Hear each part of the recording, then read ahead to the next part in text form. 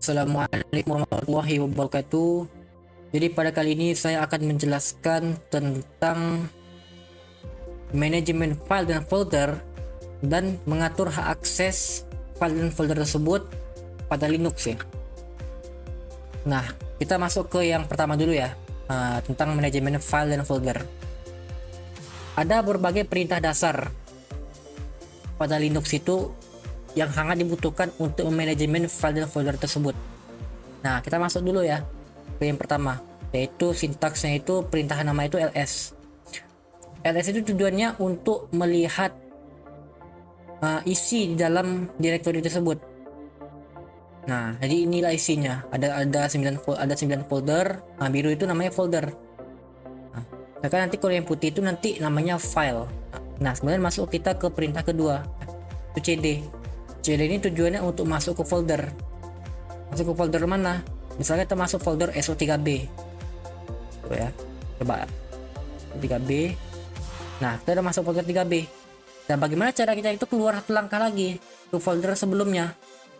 CD titik namanya. CD titik. Salah. CD titik. Ini dua aja gitu. Nah, ingat CD perintah untuk masuk folder. Kita masuk folder mana nih? Nah, videos misalkan. Nah, kita masuk folder videos. Nah, cara kita keluar dari folder videos gimana? Keluar satu langkah gimana? Titik.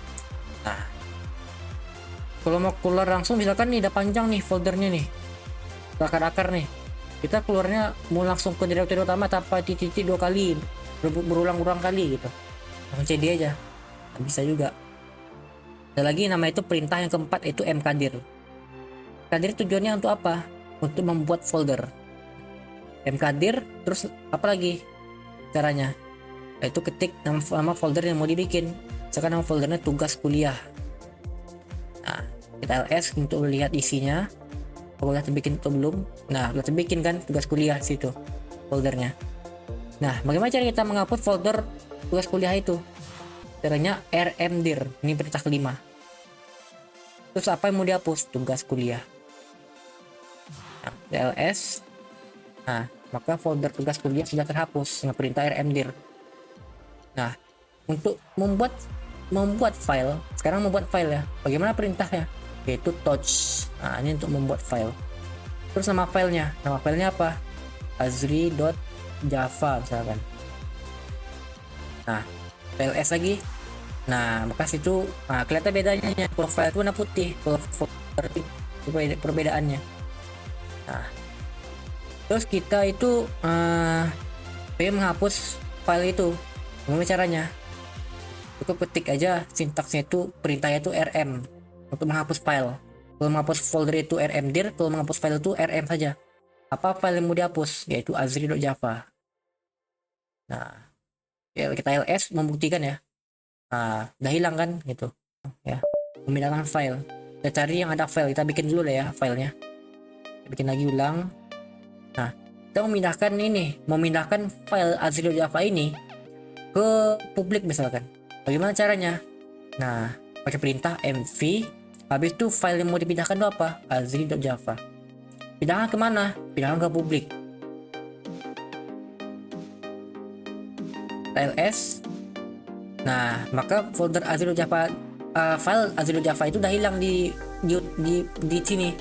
Kita cari dulu, masuk ke publik, kita lihat dulu di publik itu isinya udah ada nggak folder filenya itu. Nah, kita ls lagi membuktikan. Nah, sini udah pindah dia, azri.java nya pindah ke publik sekarang. Nah, terus kemudian bagaimana cara kita itu tuh untuk mengcopy filenya ini, mengcopy file azri.java ini, kita mengkopikan filenya itu ke musik misalkan, atau ke dokumen. Bagaimana caranya? Caranya itu perintah cp untuk mengcopy. Apa yang mau di-copy? File apa yang mau di-copy? azri.java. Nah, bagaimana caranya kita ini tuh mau kita tuh mau copy ke dokumen, mau kita bikin salinannya tuh ke dokumen. Nah, ini kan kita susah nih. Kita kan ke publik. Bagaimana cara kita ke dokumen? Sedangkan di publik ini tuh nggak ada dokumen. Dokumen itu berada di tempat utamanya. Nah, caranya kita keluar dulu. Kalau keluar satu langkah apa tadi? Titik. Nah, itu garis miring. Nah, kita kan titik kan, udah keluar tadi. Habis itu kita masuk ke folder dokumen. Nah, udah keluar. Nah, habis itu apa, garis miring masuk ke dokumen. Klik ini. Nah, ini kita ls. Nah, Java tetap ada karena kita cuma mau copy kan gitu. Nah, habis itu kita keluar dulu. Kita keluar publik jadi titik. Habis itu kita masuk ke dokumen. Nah, habis itu kita ls.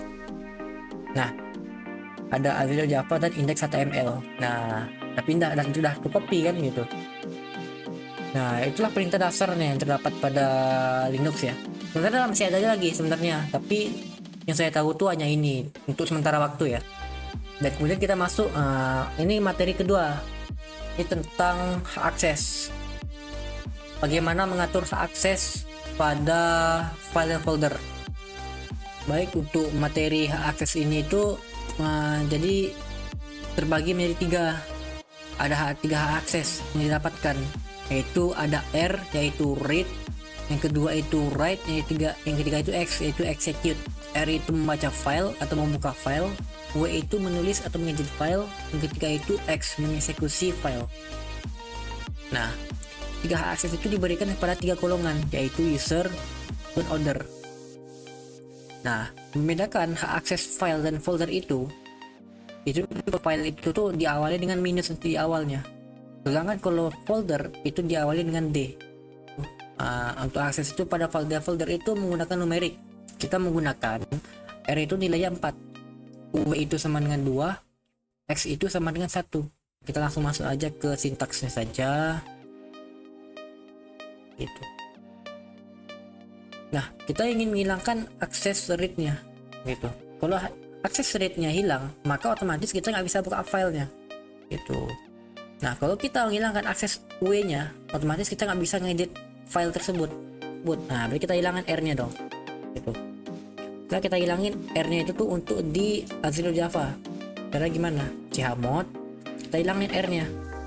Nah, R-nya kita hilangkan berarti otomatis kan kurang 4 tuh di semuanya, di semua angkanya. Berarti 7 kurang 4 berapa? 3. Untuk di grup 3. Kenapa? Kan mungkin 7. R-nya hilang, otomatis kan kurang 4 kan? Hilang 4 dari 7 ini. Berarti apa? Setiga semuanya gitu. Azure.java untuk menghilangkan aksesnya. Nah, ls min l. Nah, maka sih mendapat akses itu untuk nge-write dan untuk mengeksekusi aja. Untuk membuka file dia nggak bisa. Jadi otomatis ketika kita buka di sini. Nah, di sini dia langsung disable nih, di X kan nih, nggak bisa dibuka nih. Nah, kalau dapat 3 ya berarti bagus, dapat semuanya. Nah, nggak bisa dibuka katanya nih. Nah, you do not permission necessary to open the file. Nah, tadi bisa kita edit kan tadi.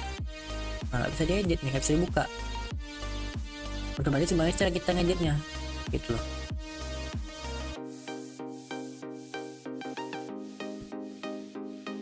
Jadi tujuan akses itu untuk mengatur lah, untuk manajemen juga sebenarnya, mengatur apakah file tersebut bisa digunakan oleh banyak orang atau tidak gitu. Maka kita bisa gunakan disable aksesnya. Kalau kita ingin menghilangkan, kita nggak boleh orang lain tuh membuka, kita hilangin R-nya. Mungkin kita bisa buka filenya, bisa baca filenya, tapi kita nggak bisa edit, cuma bisa lihat aja. Kita hilangin W-nya gitu. Kita bisa baca, kita bisa menulis, tapi kita bisa mengeksekusi apapun. Kita hilangin X-nya. Itulah kegunaannya dari hak akses itu ya. Demikianlah dari saya. Apabila dalam omongan saya ini terdapat kesalahan atau omongannya kurang jelas, saya minta maaf. Wassalamualaikum warahmatullahi wabarakatuh.